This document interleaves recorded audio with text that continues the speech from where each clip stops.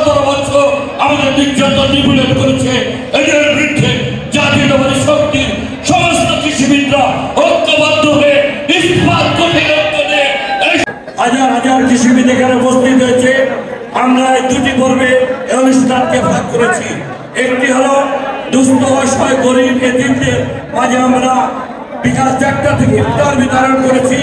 আমাদের দেশনেত্রী গণতন্ত্রের মাতা সাবেক প্রধানমন্ত্রী মজলুম জননেতা দেশনেত্রী বেগম খালেদা জিয়ার রোগ মুক্তি কামনা করে আমাদের ভারপ্রাপ্ত চেয়ারম্যান আগামী দিনের রাষ্ট্রনায়ক তারেক রহমানের সুস্থতা কামনা করে আরাফাত রহমান কোকো এবং শহীদ রাষ্ট্রপতি জিয়া রহমানের রুহের মাগফিরাত কামনা করে এবং বিগত ছাত্র জনতার আন্দোলনে আবু সাঈদ মুগ্ধ সহ হাজার হাজার ছাত্র যারা শহীদ হয়েছে তাদের রুহের মাগফিরাত কামনা করে বিগত 17 বছর গণতান্ত্রিক আন্দোলন সংগ্রামে যে সমস্ত ভাইয়েরা আমাদের শহীদ হয়েছে তাদের আত্মার মাগফিরাত কামনা করে দেশবাসীর মঙ্গল কামনা করে আজকের এই ইফতার মাহফিলের আয়োজন করা হয়েছে।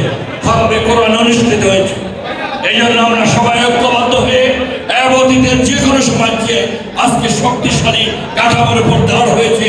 আমাদের ভারপ্রাপ্ত চেয়ারম্যান তারেক রহমানের নির্দেশনায় পরিচালনায় সারা বাংলাদেশের 25টি জেলা চ্যাপ্টারে একটি শক্তিশালী দুর্গ সংগঠন হিসেবে গড়ে উঠেছে। এই বিরুদ্ধে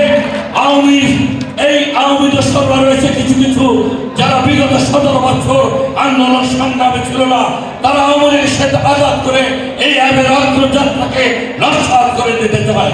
এদের বিরুদ্ধে আমরা প্রতিরোধ করে তুলব। এই অভিযোগটি আওয়ামী দুঃশাসন বিগত 17 বছর আমাদের নির্যাতন নিপীড়ন করেছে।